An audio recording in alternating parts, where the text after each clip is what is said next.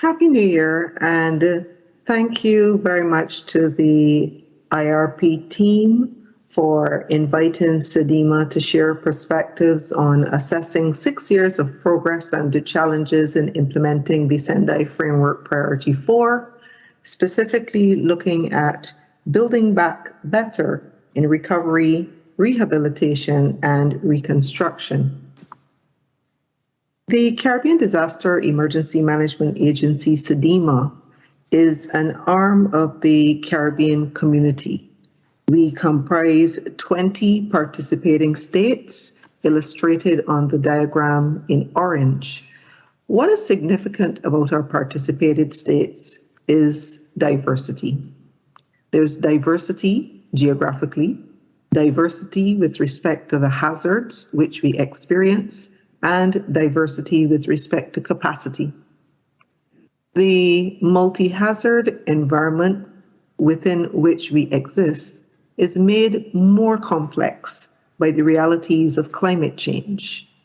And certainly within 2017 with Hurricanes Irma and Maria, and in 2019 with Hurricane Dorian in the Bahamas, we saw what can result from these climate extremes.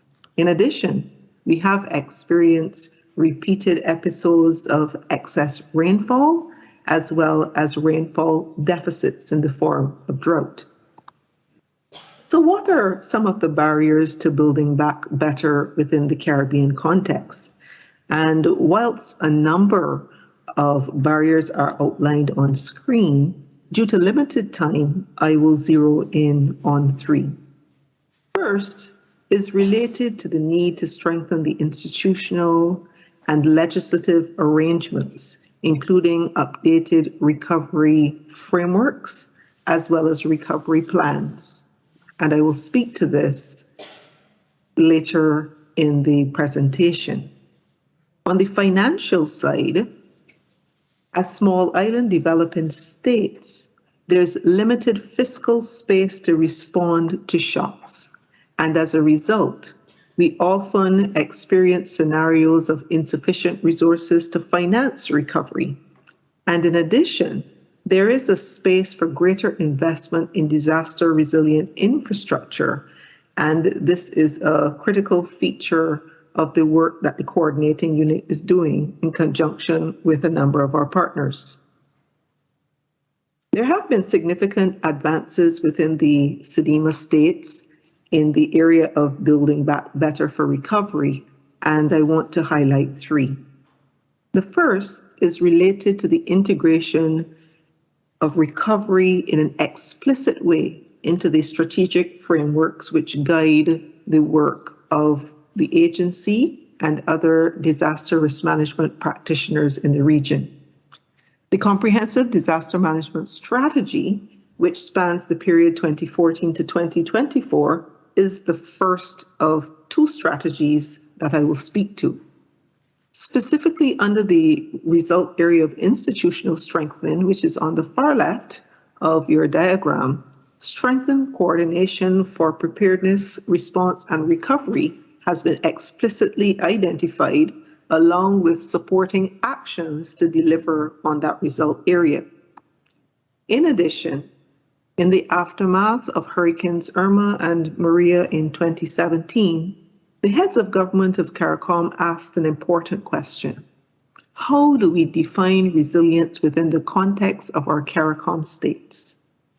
CDEMA, charged with this assignment, convened a multi-stakeholder grouping to discuss and articulate what has now become the Caribbean Resilience Framework, which was adopted by our heads of government in July of 2018. And you will note that operational readiness and recovery was explicitly identified as one of the pillars of resilience within the region. But what is instructive is the interconnectedness across the pillars. So even as we highlight operational readiness and recovery, equally we recognize that social protection, economic opportunities, safeguarding infrastructure, and environmental protection are all elements of building back better during recovery. The second area of advancement has been with the establishment of the Caribbean Resilient Recovery Facility in December of 2021. This is a unique feature, a regionally owned and driven mechanism for the coordination of ex-ante as well as ex-post resilient recovery services to CDEMA states. It was developed with financial support from Canada and the United Kingdom through the Engender project and technically supported by UNDP. Now, unique about this facility is that it allows us to leverage capacities within both CARICOM institutions as well as international institutions, which have mandates relevant to the resilient recovery agenda. We use our CDEMA convening power to bring these entities together and to support national level recovery interventions, including through country work programs. And an interesting and unique feature of this facility is that it establishes recovery teams, which can provide surge support for deployment to states that have been impacted.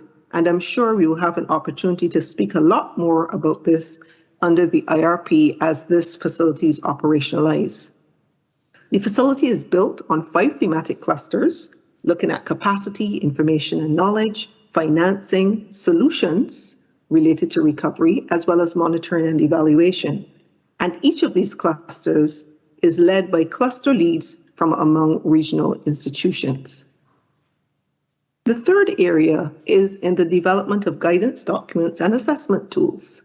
And we have worked on developing a model national recovery framework under the Engender initiative, which was mentioned previously. And we have adapted this framework within a number of the CARICOM states, as indicated.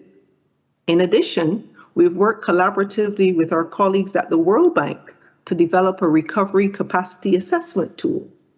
And this tool, which is in essence an audit tool, has been applied essentially to give us a measure of where a number of our countries are at with respect to various recovery parameters and gives insight on capacity for building that better. So going forward, 4 areas to quickly highlight.